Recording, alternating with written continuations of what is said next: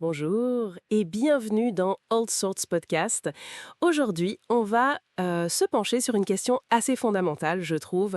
Pourquoi on aide les autres? Parfois même quand ça nous coûte, hein? Oui, et à l'inverse, pourquoi des fois on reste passif, surtout s'il y a du monde autour? C'est ce qu'on appelle l'altruisme et l'effet témoin. Exactement, on va essayer d'explorer ça.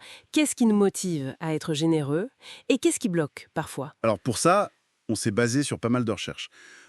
Biologie de l'évolution, neurosciences, psychosociales, et même un article intéressant sur le vécu des pompiers. L'objectif, c'est vraiment de décortiquer un peu ces mécanismes. Pourquoi on agit comme on agit dans ces situations? C'est ça.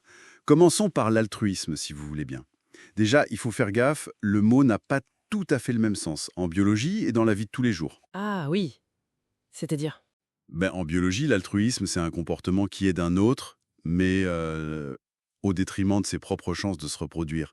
L'intention, on s'en fiche un peu. Un insecte peut être altruiste dans ce sens-là. Hmm, d'accord. Rien à voir avec notre idée de vouloir faire le bien consciemment, quoi. Exactement. Et du coup, ça pose une question intéressante pour l'évolution. Comment un truc qui coûte à l'individu peut se maintenir? Hmm. Alors, comment ça s'explique? Il y a deux grandes idées. La première, c'est la sélection de parentèle. En gros, aider sa famille, ses proches. Ça aide nos propres gènes qui sont aussi chez eux. Voilà, c'est ça. On favorise la transmission des gènes communs, y compris ceux qui pourraient pousser à aider. C'est une question de proximité génétique, en fait. Logique. Et la deuxième piste? C'est l'altruisme réciproque, l'idée du donnant-donnant. Mais sur le long terme, j'aide aujourd'hui et j'espère bien qu'on m'aidera demain si j'ai besoin. D'accord, ça demande de se reconnaître, de se souvenir. Oui, ça marche dans des groupes stables où les gens interagissent souvent. Et ce qui est fou, c'est que notre cerveau semble câblé pour ça, non? J'ai vu des études d'imagerie qui montrent que quand on aide, ça active des zones liées au plaisir. Tout à fait. Le noyau accumbens, l'aire tegmentale ventrale, les mêmes zones qui s'activent pour une récompense personnelle. Donner, ça peut vraiment faire du bien, physiologiquement. Le fameux warm au glow. C'est un peu ça, et il n'y a pas que ça. Les zones liées à l'empathie, à la capacité de comprendre l'autre, ce qu'il ressent, ce qu'il pense, elles s'activent aussi. Le cortex préfrontal médian, la jonction temporopariétale. L'empathie, bien sûr, l'insula, l'amygdale. J'ai lu un truc assez incroyable sur des donneurs de reins anonymes. Leur amygdale réagissait plus fort en voyant la peur chez les autres. Oui, c'est une piste. Une sensibilité accrue à la détresse d'autrui pourrait être un moteur très puissant. Mais attention, cet élan, il n'est pas éternel. Comment ça? L'article sur les pompiers, par exemple, suggère que la routine, l'habitude, ça peut émousser un peu le sentiment altruiste du début. L'usure, quoi. Ah oui, je vois. D'où l'importance de la motivation, de la reconnaissance, pour que cet engagement tienne sur la durée. Exactement.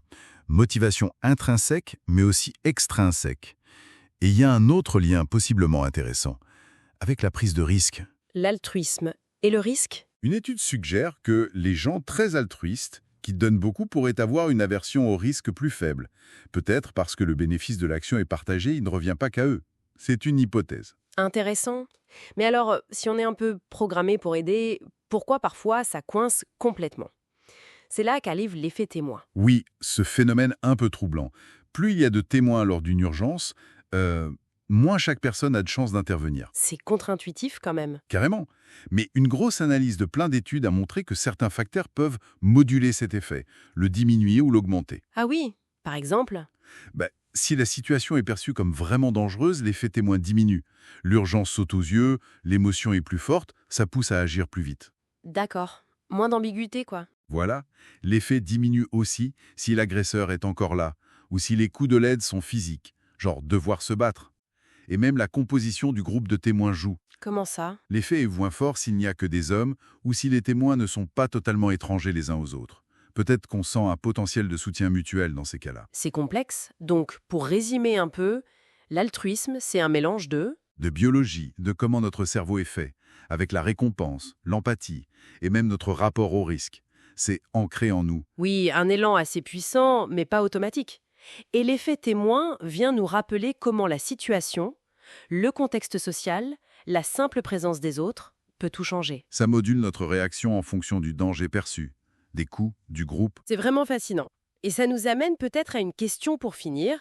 Maintenant qu'on comprend un peu mieux tout ça, comment on peut faire, individuellement et collectivement, pour cultiver cet altruisme? Et pour surmonter cette inertie qu'on voit parfois quand quelqu'un a besoin d'aide, que ce soit dans la rue ou face à des problèmes de société plus larges. C'est une excellente question à laisser en suspens pour nos auditeurs. Une réflexion à continuer. Merci beaucoup pour cet éclairage passionnant. Merci à vous. Et pour tous ceux qui nous écoutent, si cette exploration vous a plu, n'hésitez surtout pas à aimer cette vidéo, à la partager et bien sûr à vous abonner à All Sorts Podcast sur YouTube. On a plein d'autres discussions comme celle-ci qui pourraient vous intéresser. Oui, et suivez-nous aussi sur X, Instagram et Threads pour ne rien manquer. On vous y attend.